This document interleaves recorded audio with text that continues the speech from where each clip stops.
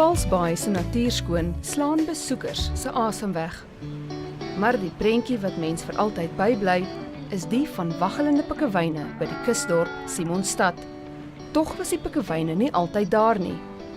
Die Afrika pikkewyn is eintlik 'n eilandbewoner, maar oliebesoedeling en al minder beskikbare visbronne het 'n bedreiging vir hul voortbestaan geword.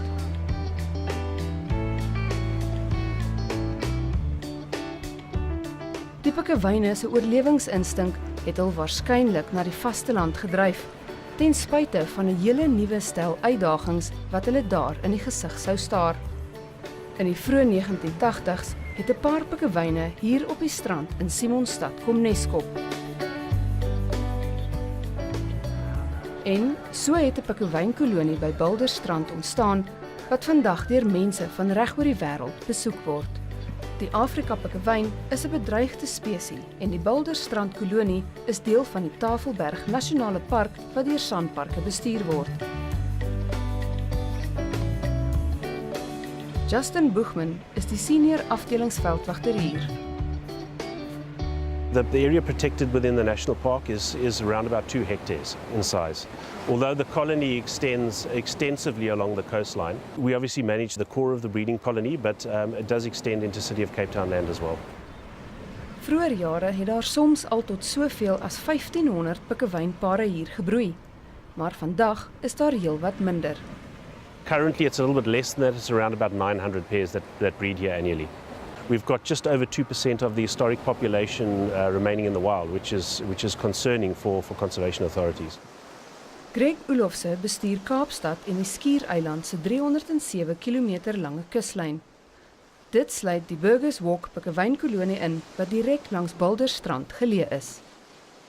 And I think the scientific models suggest that if we don't really manage penguins very well and look after almost every breeding pair, that the species is at the risk of going extinct within the next 50 years. And it's something we want to avoid at all costs. Pikkewyne word deur haie en robbe in die water gevang, maar hulle word ook op die vasteland deur ander spesies bedreig wat hulle nie op hulle eilandhabitatte sou teekom nie. They would be subject to both marine and terrestrial-based predators. I don't think we have a full understanding of marine predation on the birds simply because they go to sea and many of the birds don't make it back to the colonies. But one of the challenges on terrestrial managed mainland colonies is of course land-based predators, which include humans as well. Behalwe vir die mens is die rooikat ook 'n roofdier waarteen pikkewyne weerloos is. Een wat hoofsaaklik in die donker rondsluip en selde gesien word. Nou Simonstad is 'n plek waar rooikatte veral voorkom en hulle het al 'n paar hier in die omgewing aangekeer. Maar dit het eintlik 'n probleem begin word want die rooikatte het die pikkewyne hier op Boulders Beach begin vang. Hierdie een is verlede jaar hier aangekeer en het die naam Disa gekry. Sy is na Oranje Kloof verskuif waar hierdie videomateriaal in Januarie vanjaar met 'n versteekte kamera afgeneem is. And then recently at this last couple of months we've had another caracal move through the area and we've been putting in effort to catch that one, but this particular caracal doesn't stick around very long, so there's 1 or 2 predations and then it disappears for a number of weeks. And our suspicion is it may be a male caracal, that it's moving in a much larger territory and keeping its territory to itself. Die rooikatte se jagtogte by Bulderstrand in Burgers Walk was groot nuus in die Kaapse koerante, want sowat 20 pikkewyne is doodgebyt. Penguins are easy prey for an animal like that because they don't run fast and they don't fly. We do see predations on penguins, particularly on the periphery of the colony, so on the outside of the colony. Gewoonlik word dassies, voëls en selfs ook huiskatte deur die Skiereiland se rooikatte gevang. In hierdie 2 gevalle was dit pikkewyne. Maar was dit nie net natuurlike gedrag nie? Well, look, natural predation is going to happen. However, we do have to safeguard against natural predation, particularly where colonies are confined like this area. And it's something that we have to be mindful of. One's got to be careful not to couch caracal as this kind of problem animal. They're really not. I think it's amazing that we've got small predators still part of our system. So they do what they do naturally, which is to look for prey. So nou sit ons met 'n bewaringstammeletjie. Jy het die bedreigde Afrika pikkewyn aan die een kant, dan het jy die skaars rooikat aan die ander kant dan word hierdie area deur Sandparke bestuur en die area daar buite word nou weer deur Kaapstad Metro bestuur. So wie is nou eintlik verantwoordelik vir wat? 'n Klomp organisasies sal hier moet saamwerk. Die Universiteit van Kaapstad se professor Justin O'Reen is die direkteur van die nuutgestigte Instituut vir Gemeenskappe en Wild in Afrika.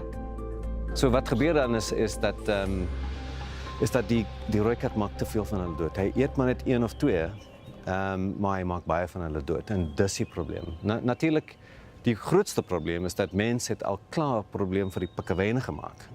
Hulle sukkel nou baie om kos te kry. Hulle het 'n evolusionêre fout gemaak want hulle is op die land. Hulle behoort op 'n eiland te wees. So daar's klaar 'n fout gemaak en die rooikat maak 'n plan. Hy sien daar's iets hier om te eet. So hy's 'n opportunis. Exact, ja. Ek speel 'n duiwelsadvokaat hier, maar dis 'n kritiekbedreigde spesies. Moet jy nie net die kat skiet nie. Die probleem met byvoorbeeld om daai kat dood te skiet is dat ons gaan nie leer. Ek glo hierdie is 'n langtermyn probleem en ons moet 'n langtermyn oplossing vind. Ek verstaan as hulle hom wil onmiddellik doodmaak, maar 'n maand, 2 maande, 'n jaar, ek weet nie, maar dit gaan kom. Nog 'n rooikat gaan hierdie kolonie vind en dan gaan ons die hele storie weer deurgaan. Justin het aanbeveel dat die probleem op 'n holistiese manier bestuur moet word deur die rooikat te vang en met 'n elektroniese halsband toe te rus. Die rooikat kan dan deurlopend gemonitor word. Dan kan ons sien waar slaap hy, watter roete gebruik hy as hy wil nou na die pikkewyne toe kom en dan kan ons probeer om hy roete toe te maak. So dis 'n non-lethal opsie. Dis nie die laaste rooikat wat hierdie pikkewyne gaan aanval. Dis een van baie. En dit lyk of al die partye saamstem. Die bestuurstyl moet verander. What we try to do here is change a management style that may have sort of a historic context of determining small predators as problem animals and destroying them. And I think the argument there is that if you do that, you're simply just shooting or trying to kill a caracal and then you just wait for the next one to come and there's this endless cycle of removing caracal. The important part from our perspective is caracal are really essentially a part of nature here. My experience is when we intervene too often like that in nature, we make things worse. So we don't really understand necessarily the knock-on effects of those kinds of activities. And nature, from my perspective, tends to manage itself the best. Dis alles goed en wel, maar daar's nog baie rooikatte wat die gebied deurkruis. Ons sien hulle net nie, maar hulle is daar. En hulle het kos nodig. So wie gaan bereid wees om die Skiereiland se rooikatte te vang wanneer hulle prooi soek en hulle dan te merk sodat hulle doen en late beter bestuur kan word? Ontmoet Dr. Laurel Sirius, 'n Amerikaner wat postdoktorale navorsing oor die Kaapse stedelike rooikatte doen. Haar werk fokus op rooikatte wat in die uitgestrekte metropolitaanse gebied van die Skiereiland voorkom. Sedert 2014 het sy reeds 29 rooikatte gevang en 26 van hulle van halsbande voorsien. We're a research group, the Urban Caracal Project, just trying to understand how they're persisting in this environment so we can learn how to protect and conserve urban biodiversity in general. So we capture animals, we radio color them, and we release them on the site of capture. Daar's nog nie voorheen so 'n intensiewe studie van die rooikat se interaksie met sy stedelike omgewing gemaak nie. Are they adapting to the urban environment or the changing landscapes around urban development? Or what are impediments to their persistence in this environment? Omdat die Skiereiland se rooikatte so geïsoleerd is, vind daar geen uitruiling van gene plaas nie. Hulle verloor dus hul genetiese variasie en dit mag oor die langtermyn 'n impak op hul gesondheid hê. Hierdie videomateriaal is met 'n versteekte kamera opgeneem. Dit wys vir mens die voorheen verborge wêreld van hierdie uiters skie katte.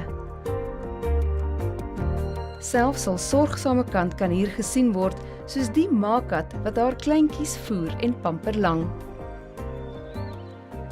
Yes. Laurel sê, dis eenvoudig ongelooflik hoe sterk en aanpasbaar And it's die stedelike actually rooikat critical is. They can adjust their behavior to persist even in very disturbed environments disturbed by humans. Soos hier in die moederstad. Die Kaap bars letterlik uit sy nate uit. En soos wat die stadsgrense al verder verskuif, kom die natuur meer en meer onder druk. Dit het eintlik al baie jare gelede begin. Stel jou voor, lank gelede hier teen die hange van Tafelberg het leeu's en olifante geloop.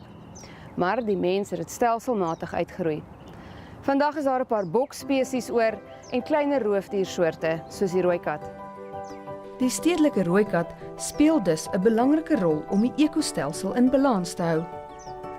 Die Universiteit van Kaapstad, die Cape Leopard Trust, Sanparke en die Kaapstad Metro Munisipaliteit, sowel as 2 Amerikaanse universiteite is by Laurel se projek betrokke. Die inligting wat die elektroniese halsbande uitstuur, word gestoor en so word die daaglikse bestaan van die verskeie stedelike rooikatte meer toeganklik vir navorsingsdoeleindes. Die roetes waarlangs elk van die gemerkte katte beweeg, word op 'n rekenaarskerm gevolg. Hulle word in verskillende kleure aangedui en die data het reeds merkwaardige inligting aan die lig gebring. Hierdie is baie interessant. Al daai kolletjies op die skerm is waar die rooikatte geloop het en as jy sien, dis alles binne in die residensiële area tussen ons. Ons sien hulle net nie want dit gebeur in die nag.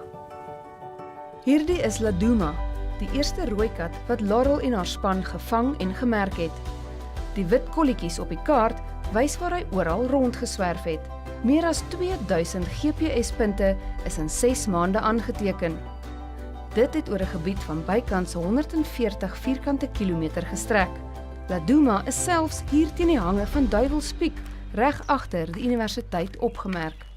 So our males may use more than 100 square kilometers, which means that in an area like the Cape Peninsula that is about 250 square kilometers of available habitat, then for the population to persist in such a small, geographically isolated area, then there has to be a lot of overlap.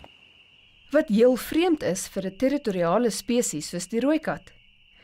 Hier kan gesien word hoe verskeie rooikatte dieselfde boom met verloop van tyd besoek. Rooikat wyfies hou by 'n kleiner area met 'n spesifieke habitat. Die mens is ongelukkig ook die rooikat se grootste vyand. Hierdie rooikat mannetjie is in Houtbaai in 'n slaguister gevang. And it was by a resident in the area who was trying to control predation against rabbits. And we were able to rescue him and radio collar him. Maar nie voor die ongelukkige dier 'n paar dae in rehabilitasie deurgebring het nie. Daar het sy beseerde tone vinnig herstel en hy het toe ook deel van die navorsingsprojek geword. Laurel en haar span het hom Prospero genoem, na die Shakespeare-karakter in The Tempest. Dit beteken bevoorreg of geluk.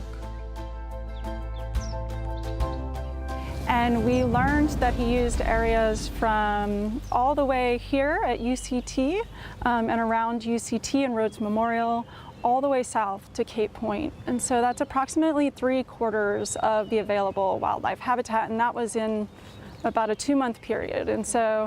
And then he got hit by a car, unfortunately. But, you know, if we had collared him for a couple years, he may have used the entirety of the peninsula. Wanneer 'n rooikat 'n roete uit 'n geïsoleerde gebied soos die Skiereiland moet vind, kruis die dier dikwels hoofwee, met rampspoedige gevolge. In our area, we have seen that about 90% of the caracals are hit by cars. And then a large number of those animals are young males. So young males have this biological drive to move out of the area where they were born and find a territory that's unoccupied for themselves. En dit bring ons terug by Balderstrand en die bedreigde Afrika pikkewyne, 'n spesies wat nie geëvolueer het om met landroofdiere rekening te hou nie. Die pikkewyne is maar nog net vir die afgelope 30 jaar hier, na hulle deur besoedeling en 'n gebrek aan vis van hulle eiland af verdryf is. Die rooikat het deur die eeue hier gejag, maar sy habitat het intussen baie kleiner geword en sy kos minder. En nou het 2 verskillende rooi katte in die laaste jaar op hierdie pikkewyne jag gemaak. Primarily, we see them preying on small mammals like rats and squirrels and dassies. But we have also seen a significant number of bird species in their diet. So shorebirds, like we've even seen one of them preying on oyster catchers in tidal pools. We've also seen them eating Cape cormorants, and they seem to really like those, Egyptian geese, guinea fowl, and then the occasional penguin as well. Ons kan dus nie sonder meer die rooi kat wat hier kom jag as 'n probleemdier beskou nie. In this environment, they are caracals doing what caracals do, and just the automatic name or categorizing them as problem animals really doesn't depict how a lot of people see the caracal as well, as this beautiful wild cat that still remains in a place like Cape Town. Dis nou regtig 'n taai tamaletjie. Het dit nie dalk tyd geword dat die skiereiland se oorblywende rooi katte meer beskerming moet geniet nie? Hierdie omgewing het darm lank voor ons aankoms al aan hulle behoort.